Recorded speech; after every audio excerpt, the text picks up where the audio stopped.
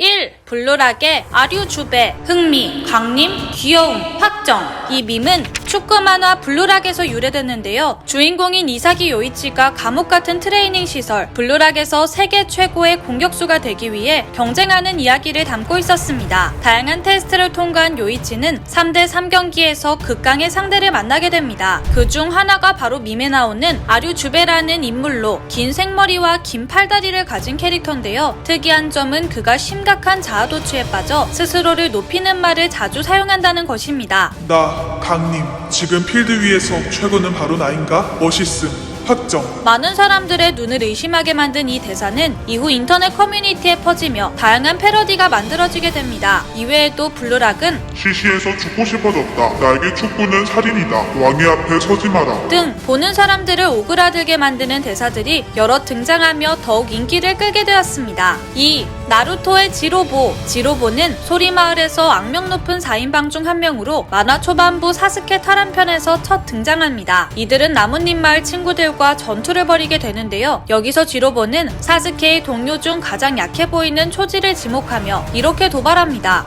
人間5人も集まるとな、必ず1人クズがいる。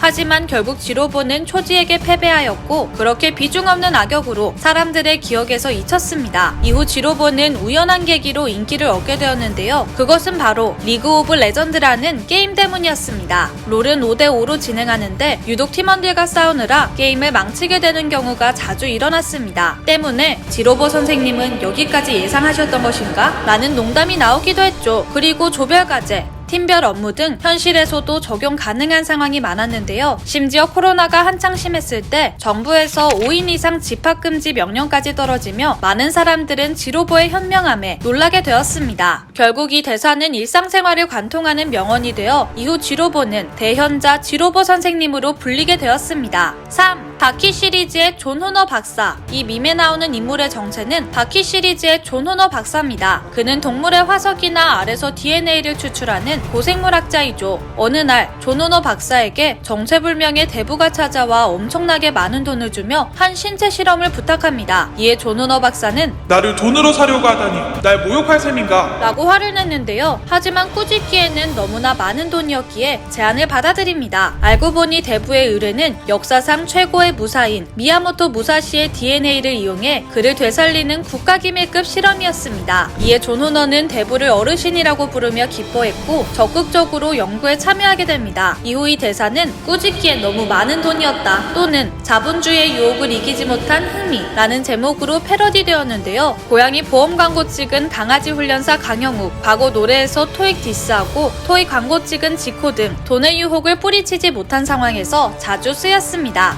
4. 플루토의 아톰과 우란. 흥미야, 일어나, 돈 벌어야지. 신나는 주말이 지나고 몸이 무거운 월요일 아침, 학교에 가야 되는 학생들과 출근해야 되는 직장인들에게 큰 웃음을 주는 밈입니다. 이 밈은 SF 만화 플루토의 한 장면인데요. 해당 만화는 유명 일본 애니메이션인 우주소년 아톰의 에피소드 중 하나인 지상 최강의 로봇편을 토대로 만들어졌습니다. 플루토에서 아톰은 지구 최강 7대 로봇이자 겉모습만 보면 인간이라고 착각할 정도로 높은 완성도를 가진 로봇입니다. 그래서 밈에 나오는 남자아이가 아톰, 여자아이는 그의 여동생인 우란입니다. 작중 악당인 다리우스 14세는 아브라 박사에게 명령해 플루토라는 로봇을 만들어 지구 최강의 7대 로봇을 파괴하라고 명령했습니다. 결국 플루토와 전투 끝에 아톰은 쓰러지고 마는데요. 뒤늦게 아톰을 발견한 우란은 아톰 오빠가 죽어버렸어 라고 말합니다. 사실 밈에서 나온 상황은 여동생이 오빠의 죽음을 슬퍼하는 가슴 아픈 장면인 것이죠. 이 장면은 오랜 시간이 지난 지금까지도 많은 사람들에게 깊은 인상을 주었습니다. 특히 눈을 뜬 채 최후를 맞이한 아톰의 모습이 절묘하게 어우러져 마치 이른 아침 남매의 모습처럼 그려졌는데요. 이후 여러 대사를 넣기 시작하며 일어나, 학교 가야지, 알바 가야지,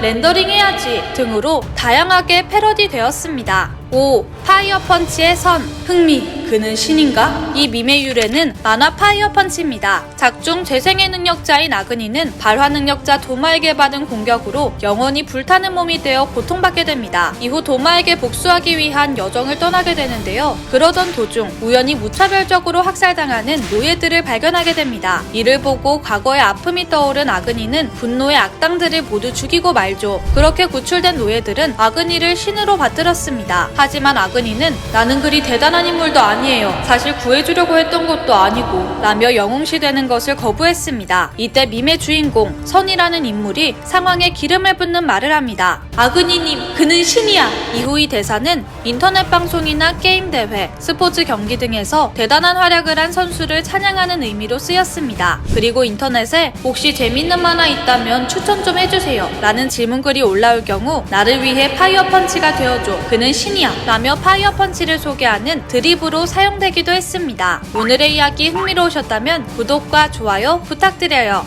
저는 다음에 더 흥미로운 이야기로 찾아뵐게요. 안녕.